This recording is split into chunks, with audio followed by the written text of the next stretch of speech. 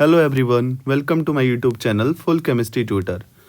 इस वीडियो में हम एटॉमिक स्ट्रक्चर का बहुत ही इंपॉर्टेंट टॉपिक बोर मॉडल पढ़ने वाले हैं, जिसमें हम मैथमेटिकल बोर मॉडल को डील करेंगे, जिसमें हम सबसे पहले डेराइव करेंगे कि रेडियस हम कैसे निकालते हैं, उसका फॉर्मूला डेराइव करेंगे।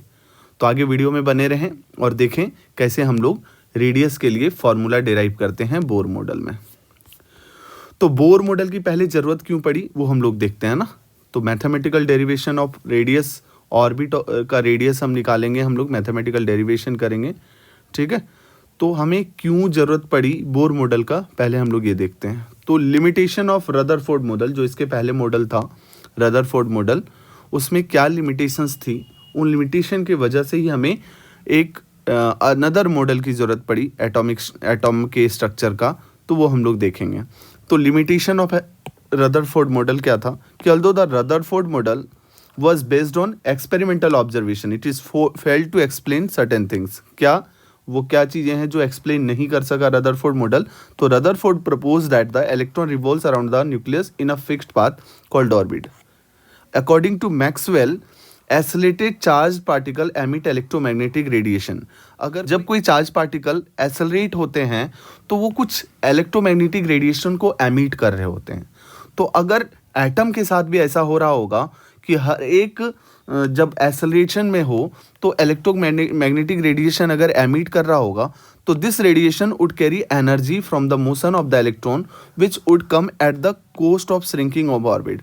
तो हर बार क्या होगा, अगर एनर्जी का लॉस होगा इसकी वजह से, अगर एमिट होता जाएगा इलेक्ट्रोमैग्नेटिक रेडिएशन, तो एनर्जी का लॉस होगा। तो एनर्जी अगर लॉस होगा तो जो ऑर्बिट की साइज है वो श्रिंक होते जाएंगी, छोटी होती जाएंगी हर बार, है ना।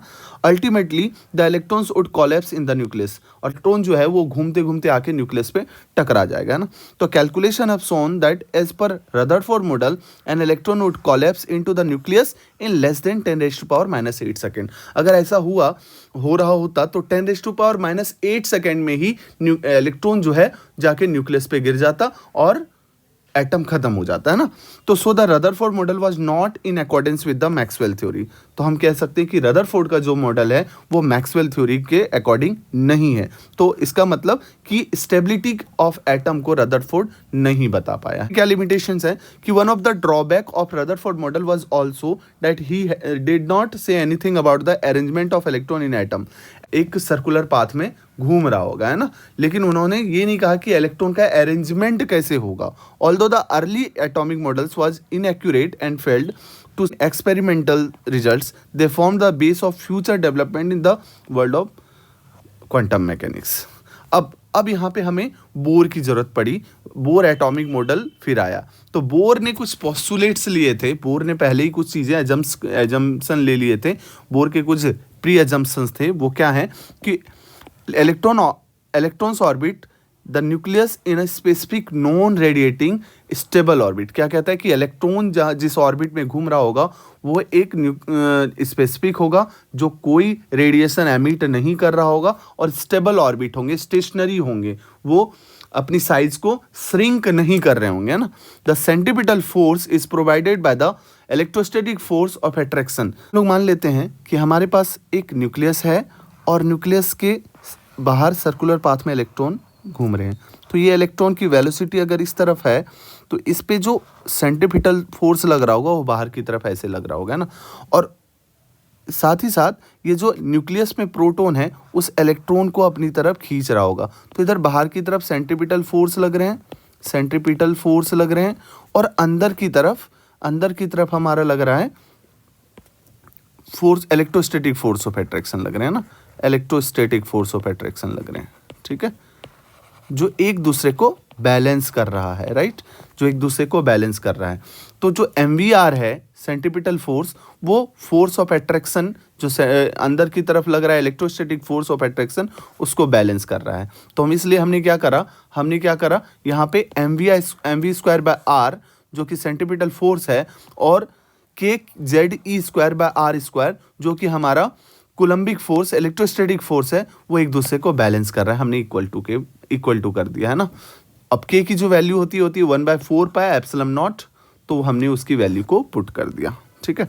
Next, the angular momentum L L of the electron in orbit is quantized. जो एंगुलर मोमेंटम होता है वो क्वांटाइज्ड होता है। वो हमने बोर मॉडल ने कहा है कि जो MVR होता है वो हमेशा NH/2π के बराबर होगा। मतलब इलेक्ट्रॉन कहाँ पे प्रेजेंट होंगे किसी शेल में, जिस सेल में उसका जो ऑर्बिटल एंगुलर मोमेंटम होगा वो H/2π के बराबर हो जाएगा। मतलब इंटीग्रल मल्टीपल होंगे H/2π के, उसी सेल में इलेक्ट्रॉन एग्जिस्ट कर रहे होंगे। ठीक है, n की वैल्यू क्या हो सकती है, 1 2 3, कोई भी प्रिंसिपल क्वांटम नंबर की वैल्यू हो सकती है। ठीक ना, अब हम स्टेप वाइज स्टेप डेरिवेशन करते हैं, बोर रेडियस का डेरिवेशन करते हैं ना। उसके लिए हम क्या करेंगे, स्टेप 1 और 2 फॉलो करते हुए पहले फोर्स को इक्वेट करेंगे और फिर क्वांटाइजेशन देखेंगे हम लोग, है ना। तो हमने पहले फोर्स को इक्वेट करा, equating the centripetal force and electrostatic force जो एक दूसरे को बैलेंस कर रहा है। तो वो इक्वेशन 1 बन गया, mv²/r is equal to ZE² 4πε0 r² के बराबर होगा, है ना। स्टेप 2 में हमने क्या पोस्टुलेट्स लिया था, हमने स्टेप 2 में लिया था कि जो MVR होता है वो NH/2π के बराबर होता है। तो यहाँ से हम V की वैल्यू निकाल सकते हैं, NH/2π mr के बराबर हो जाएंगे, है ना। अब हम क्या करेंगे कि हम सब्स्टिट्यूट करेंगे R की जो वैल्यू निकालने के लिए, substitute the expression of V। ये जो V है वो इक्वेशन 2 से हम इक्वेशन 1 में पुट कर देते हैं। ठीक है, ये V की जो वैल्यू है वहाँ पे हम पुट कर देते हैं इस V को। ठीक, तो हमारे पास आ जाएगा m NH/2π mr का whole square 1/r ZE² 4πε0 r² के बराबर। ठीक है, अब यहाँ पे इस स्क्वायर को हम स्क्वायर कर दें, सबको अलग करके, तो हमारे पास आ जाएगा mn² h² 4π² m² r³ के बराबर आ जाएंगे। ठीक है, जो कि किसके बराबर होगा, ZE² 4πε0 r² के बराबर। इसको जब हम अच्छे से सॉल्व करेंगे, सिंप्लीफाई करेंगे, तो हमारे पास जो Rn की वैल्यू आ गई, Rn क्या होगा, रेडियस ऑफ nth ऑर्बिट जो होगा उसकी जो वैल्यू आएगी वो आएगी n² h² ε0 πm ZE² के बराबर, है ना।